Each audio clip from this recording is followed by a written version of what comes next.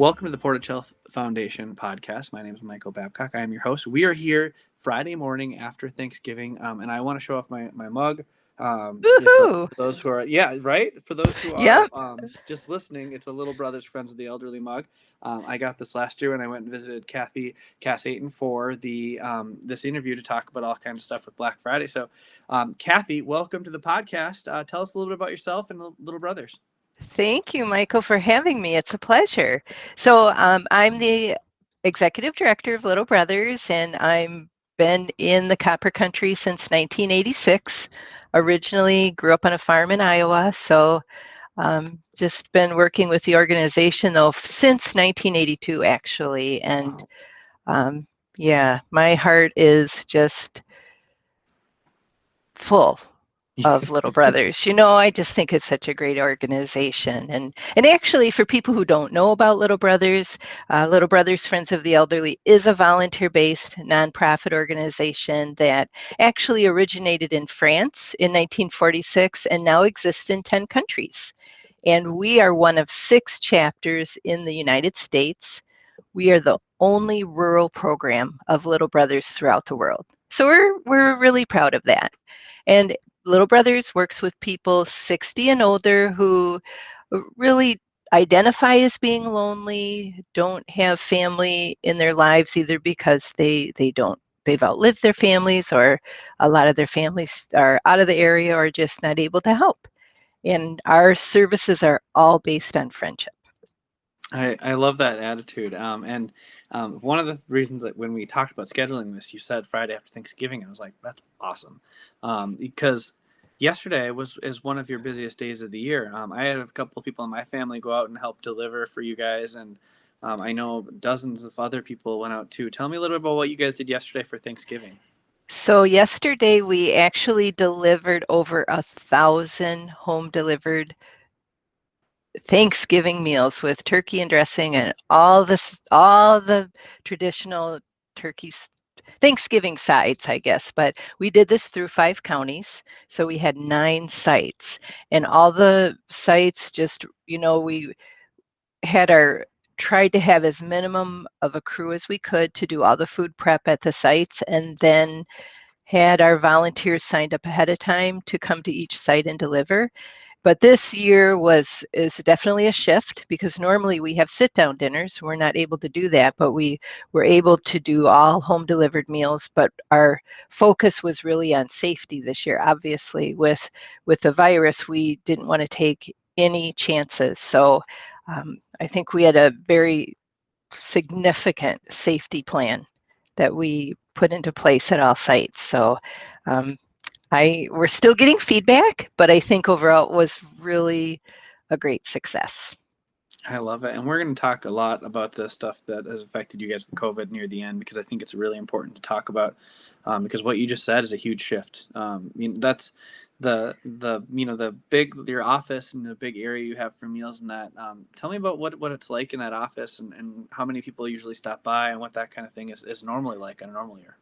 In a normal holiday, our office is so full of activity. So we rely on volunteers. We have a small staff really, and we rely on volunteers to come in and help. And it's always very, very active. And I love that about the organization, right? But of course, through COVID, we've been working in small groups of staff, trying to keep each other safe and doing whatever we can to avoid people coming in contact with anybody. So of course, for Thanksgiving this year, we really couldn't have many volunteers in to help either. So it was a very different holiday. It was a lot of work done by a small group of people. But I will tell you, I went to a couple sites yesterday, and I was so overwhelmed with the response from the volunteers. I mean, people want to help. And that's what I love about Little Brothers, right? That people they want to help, they want to give. And just to see the cars lined up. I mean, at the Hancock site, we had 2 rows of cars lined up, and they had all gone, through the safety check in their cars. And we had volunteers bringing meals out to them and giving them direction. And it was just, It felt so good. Yeah, and that's what I heard from my family too, is that they, they ended up being, because of all the logistics and the fact that this isn't your normal operations, there ended up being kind of a long waiting period. But Yes. that's okay. Everybody was just like, you know what, that's not a bad thing at all, and it's just everybody's on board with that. And I think last year during Giving Tuesday, especially for you guys, that was proven true time and time again. Last year, for those who didn't know, we went to Little Brothers last year with a check for $100,000. Yes. That is a lot of money, and that is thanks to all of you donors out there who made that happen. That is well more than $50,000 in donations that came right from the community, because the total donations we got ended up being 244,000 last year total, and we matched 150,000. So it was quite a bit of donation that came in, from people in the community that just love Little Brothers. Tell me what it meant to you guys to see that kind of money come through like that. You know, I just, I can't tell you how grateful I was because,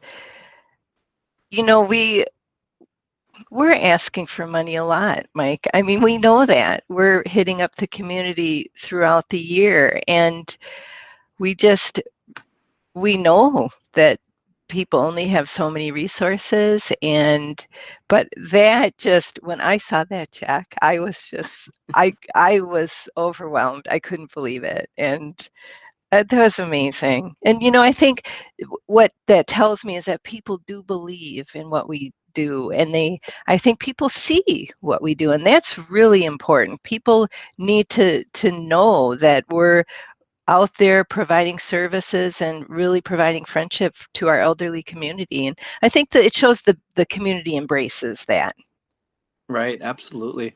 And one of the things that I like to, ask about it is there anything specific you guys did with that funds at all that people can kind of be like, our funds help do this specific program or anything like that?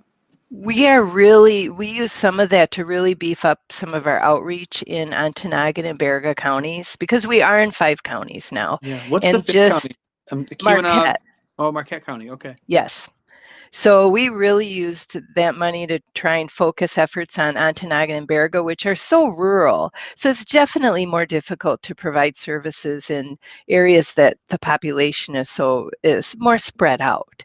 So Right. that's really been a focus for us the last couple years, and will continue to be a focus as we move on, because those elderly populations in those counties are the highest in the state, and probably some of the highest in the country.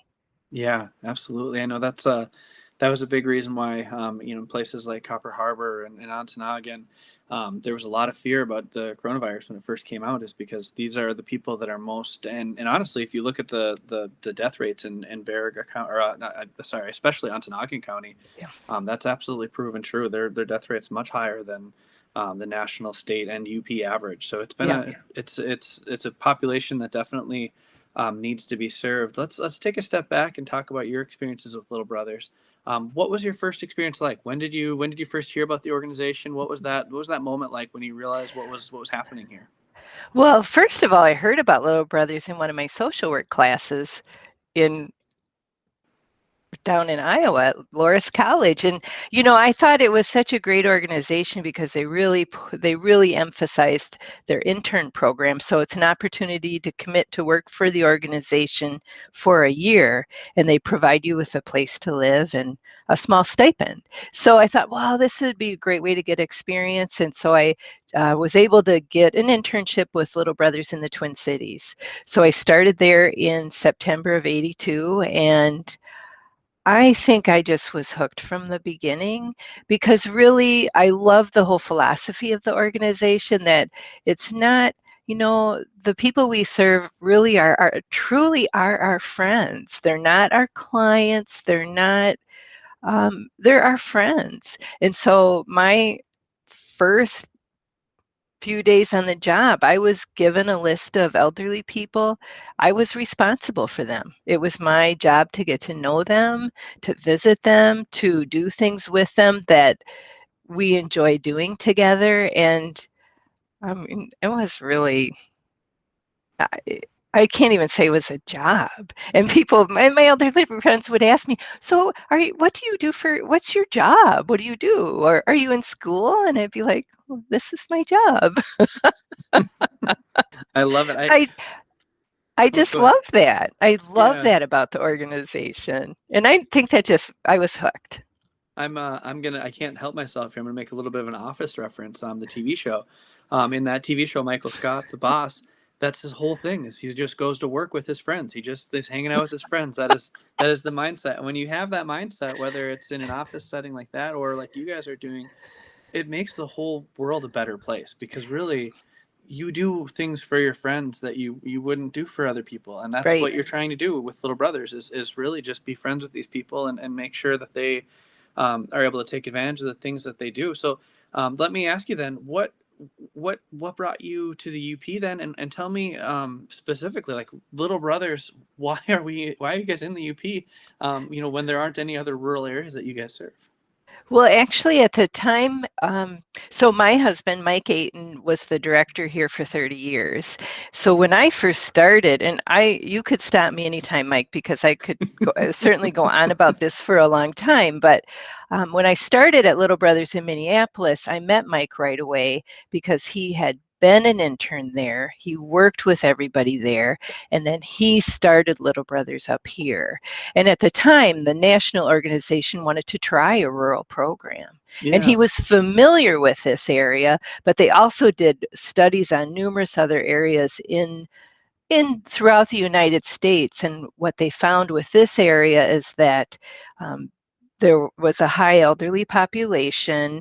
Because of the whole history of the mines closing, many families had to leave to find work. So there were elderly people who didn't have a lot of family support. Being rural, of course, there are always fewer services available, and it's more difficult to get access to services, which is definitely true here. And the winters. I mean, the winters create so much more isolation as well. So Houghton County was chosen. So Mike came to Houghton County with Roy Evenson, and they started the organization here in May of 1982. But I met him right away, and we both became part of a big circle of friends. And so I visited here numerous times. I've always loved rural areas. I loved growing up on a farm. I found this area just, I don't know, really amazing the first few times I visited because people were just so friendly. You have that rural friendliness where you feel like you know people. And I've always been comfortable in that way. And I guess I've always been comfortable with older people. So in 1986, Mike wanted to expand the staff. And so he was looking to hire a volunteer program coordinator, and I applied, and um, the rest is history. I love it. I love it. That's fantastic. But it's just been it's been just such an important part of our lives, I guess. We've done it together and raised our kids doing it, and um, I can't imagine being anywhere else. Yeah, and our community is absolutely blessed to have you guys and the work you guys have done. Not just launching the program, but expanding it and continuing to offer the incredible services you guys do. On that note, let's talk about a couple of those services. People, we've talked about how you guys, your staff and your volunteers become friends with the elderly community up here. But it's more than just the friendship. Tell me about some of the services you guys provide to those people. So we actually have 7 core services. So our friendly visiting program where we match volunteers to visit an elder is really the heart and soul of Little Brothers. And that's where, you really become true friends and do things together that work for you. And then we have small activities that we do all year round. So we do between 50 and 60 activities a year. So that can range from small coffee clutches to a birthday party to celebrating Halloween. I mean, we just like to find any reason to get people together because that's, I think, is important to give our elderly friends the opportunities to get out and socialize and be with their peers. And there's so many friendships that develop within Little Brothers between our elderly friends coming together and getting to know each other between elders and volunteers and staff. I think that's such a key to what we do. But in addition to that, then we also have our holiday celebrations, which we're in full swing now with Thanksgiving and Christmas, and also on Easter. And then we have several key direct services that we provide. So we have a medical transportation program where we take people to doctor appointments. That includes appointments to Marquette. We have a wood program, which is so unique and special, but such a crucial program in this community because we have so many elders who still burn wood for heat. So that And did I program, see that got moved? I was up in Hancock and I saw a ton of firewood, and I was like, Little Brothers has got to move their firewood program. well, we actually have a couple sites, but we recently purchased a 5-acre parcel of land on the corner of Harlow Road and Paradise Road between Chassell and Houghton.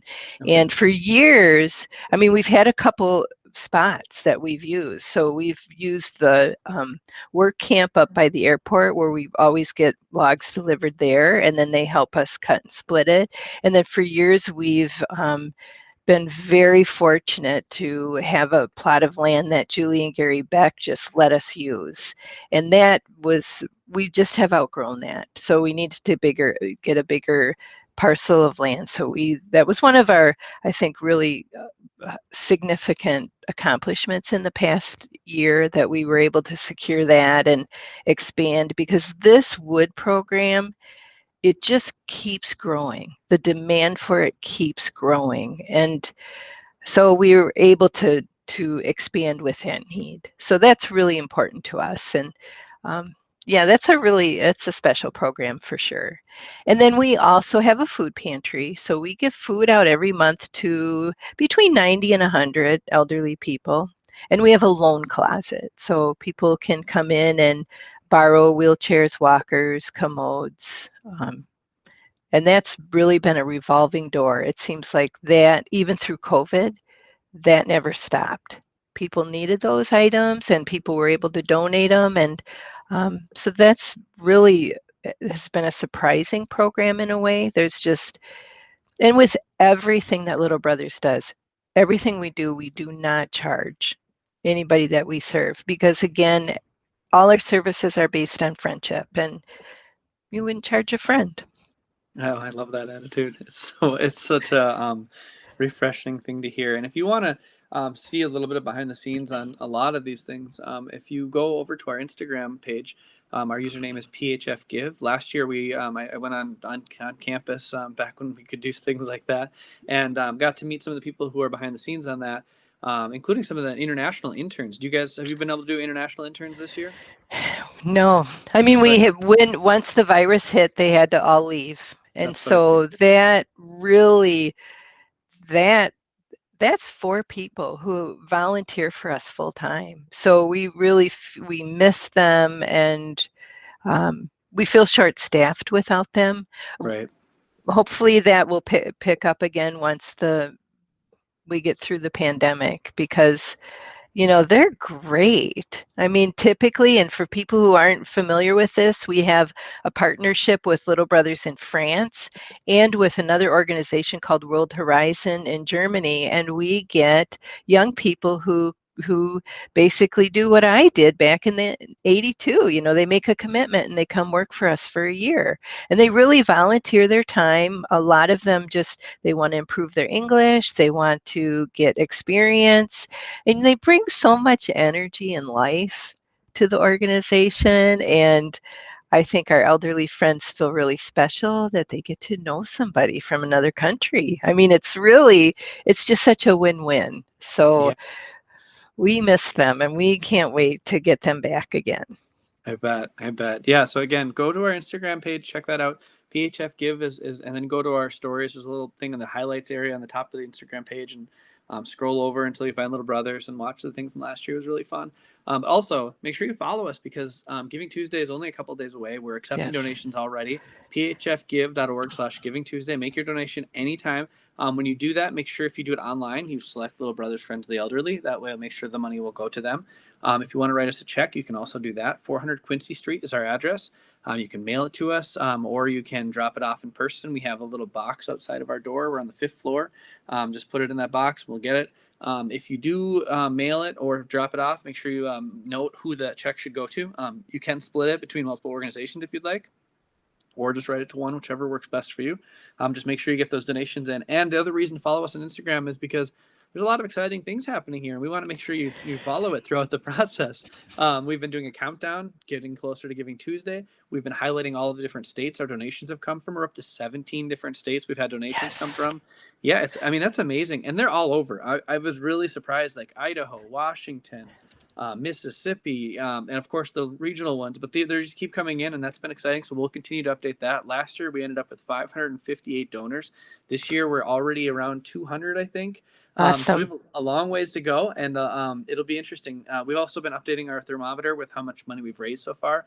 The last update was 38,000, and of course that was before Thanksgiving. So now it's after. I'm not sure. We did get a lot of donations on Thursday itself, and a couple more this morning. So they are coming in. So follow all that. Of course, on Giving Tuesday itself, it'll be a fun day to follow us because, one, we have some new restaurant partners this year, and these people have committed to donating a portion of their sales back to the nonprofits. The 3 that we have signed up so far are Need to Cook, Teach to Taste, and Geno's. All 3 of them will be providing information on our Instagram story about how you can order from them. We'll also be posting just a general post about how you can make sure you support our local restaurants and support our nonprofits at the same time, which is kind of a vision we have for Giving Tuesday, is to make this a really big celebration. We do all kinds of stuff before and all kinds of stuff that day, and let's just all get together and celebrate these nonprofits that do amazing work. And then, of course, we're going to be on media all over the place that day, starting at 5 a.m. We'll be on TV6 morning show that day, running right through the 3 o'clock hour. We'll be joining Josh Y on Mix 93. So on Instagram, you'll be able to follow all that stuff behind the scenes. It should be a ton of fun. Anyways, back to Cathy, back to Little Brothers, talking about the great things you guys are doing. This is a question that I like to ask because I think it's when people look at these organizations, if they could have one story that they know, one story that they're like, oh, I know Little Brothers did this thing. And I don't want names or even like a county where somebody's from, but just the general thing that your organization provided. Give me one great success story that your organization has. Whew. Well, I think for the organization, this isn't really a personal story, but I think for the organization, just that we're working on establishing our foundation, and Mike Aten works very hard at that. And I think really that's because we want to secure the future of Little Brothers. We want Little Brothers to be here long after we're gone. And I think that's been a huge, the other chapters in the U.S., there's only one other chapter that has a foundation. And so I think that's just really forward thinking on our part, but it's just, we want Little Brothers to continue on. Yeah. And we're really proud of that. Yeah, tell me more about that foundation. What's, it's some people, obviously I work for a foundation. I have a pretty good understanding of why they exist and how it is. But tell somebody who has never heard of, when they hear that, they're like, I don't really know what that means. Tell me about why the foundation for Little Brothers means and why it's beneficial. Sure. So the whole purpose of Little Brothers Foundation is to secure our future for our Little Brothers chapter here. So if people, have resources and they want to make a significant gift that's going to have a lasting impact, they can make a donation to our foundation. If they really want to, it's a good way for their legacy to live on too after they're gone. So if they're looking for an opportunity to leave a estate gift or money from their will, there's many opportunities, but it's all to help secure the future of Little Brothers here. And so you can leave us in your will, or talk to your financial planner or your attorney. Yeah, and that money won't be, it doesn't get used in the same way other donations get used, correct? Correct. I'm assuming you're investing it some sort and be able to. Correct. We invested, and then we get a small quarterly payout of the interest of it, but we're really working hard to build it. Right. And because that's a even very as a challenging thing to make happen, but it's really important it's to, like you said, so it's so important. It means a lot to us. So I think that's a huge success story. yeah, that's it's awesome to hear that you guys are going down that path because it can make a really really big difference. So my next question is let's dive into the COVID stuff. It's been a very difficult year for everybody, and when I look at your organization, I immediately a million things jump to my mind on how this likely affected you guys. So tell me about what this year has been like for you and the volunteers and staff. It's been a very challenging time. I mean, first of all, I'm really grateful that we haven't had to lay anybody off. We have benefited from the PPP program out there, thankfully. Um, but we are so busy. We've been working so hard. And I think some of the changes, we don't have our international interns and we miss them. And it's everybody here, we're feeling the extra work of that for sure. But it's also been very challenging because we can't get together with our elderly friends in the same way that we do normally. And we miss them and we miss the big gatherings that we're used to having where we just people come together in friendship. And so it's been challenging to come up with creative ways to make sure that we're keeping everybody engaged. So we've been working hard at that. Um, yeah, it's been challenging. Yeah, But and I think I think we're doing some amazing things. I mean, we haven't really skipped a beat yeah. in most of our programs. That's incredible to hear. Because I know because everybody's going through a really tough time. Yes. Just mentally, this is exhausting. Whether things are going perfect for you, haven't lost it. Like it's still exhausting. So to hear you guys were able to continue doing all of your normal services despite all of that is really a testament to the sisu that you guys are you guys have as a staff to make Thanks. that happen. Yeah, it's I mean Thanks. yeah, and tell me on the other end of that the fundraising efforts. I know you guys probably had some fundraising that was altered this year because of that as well. Yes. So in the spring, we were really concerned about our elderly friends getting the food they needed. So we did a special appeal to provide fresh foods. And that went very well. I mean, I think people realized the need and people really gave to that. For our Mustang sweepstakes, that was different. You know, we didn't have any community events to be at and showcase our Mustang. But people really definitely supported our transportation program, which is what the Mustang sweepstakes is all about. And, you know, our wood program has been a little bit lower than previous years, but we're also, you know, my biggest concern is this is going on for a long time, right? The pandemic is I think going longer than a lot of us had really envisioned, and people are strapped. And we know that. We know that times are tough for people. So it's really, I'm really hoping that people can give what they can for Giving Tuesday to help support Little Brothers because we're really, um, this is really our bread and butter time, honestly, for income. Yeah. Well, my hope is that the community will once again do the amazing thing it did last year and years before that as well with the Yeah. donations. I'd love to have another $100,000 check delivered to you in December. That would be wonderful if we could make something like that happen.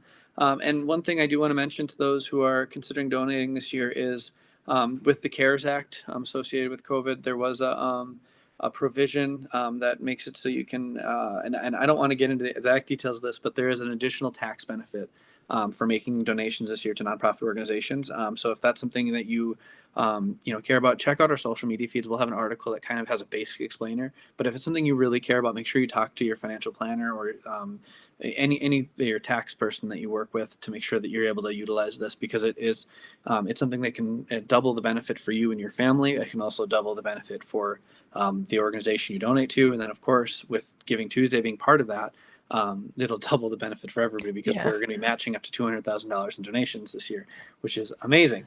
So Cathy, that is about it for the basic questions I had for you. How can people further support Little Brothers? I know obviously finances are a huge part of it. What else can they do to keep up with what you guys are doing or to support the work you guys do?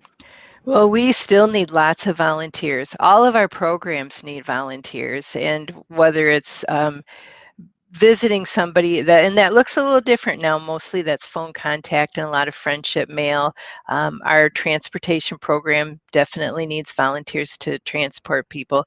We need help with our wood program. We really need help with all of our programs, and also just for even to come up with new and creative ideas to keep people engaged. We're always looking for that. We're also always looking for new board members, committee members, help us with some of the behind the scenes work that we do. We have volunteer opportunities for pretty much anything you can think of, because some people aren't comfortable doing the one-to-one with elderly people. But man, if you have some experience or gifts in social media, for example, Michael, I think about you all the time, that just there's so many ways that people can help Little Brothers. Yeah, and I think that's important to remember is that especially if you're one of the many people that this year is just not going to work financially to make donations, that don't let that stop you from helping. There's all kinds of help Absolutely. needed, and so get out there. If somebody was interested in volunteering, what would be their first step? To give us a call or go to our website, houghton.littlebrothers.org. We have a lot of information on there and a volunteer application they could look at too and fill out. But call us 482-6944, and we can walk you through what our needs are and talk to you about what you want to do. Because sometimes people who have a certain skill or profession, they might want to share that as a volunteer, or they might want to do something totally different than Right. that. Hmm. So it's really all about just talking to us, and we can let you know what our needs are. Excellent. And then how can people keep up with the work you guys do? Where can they find you online or newsletter, anything like that?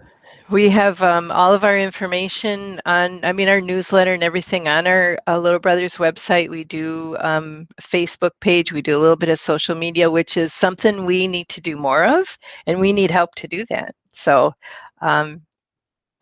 yeah, just give us a call. Check out our website. Again, houghton.littlebrothers.org. If people want to help for the holidays too, that they'll be able to register online. Hopefully later next week that we'll have that ready to go again at register.littlebrothers.org too.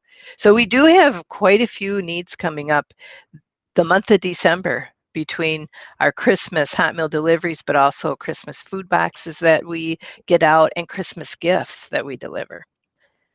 Excellent. Well, So thank lots you. of opportunities.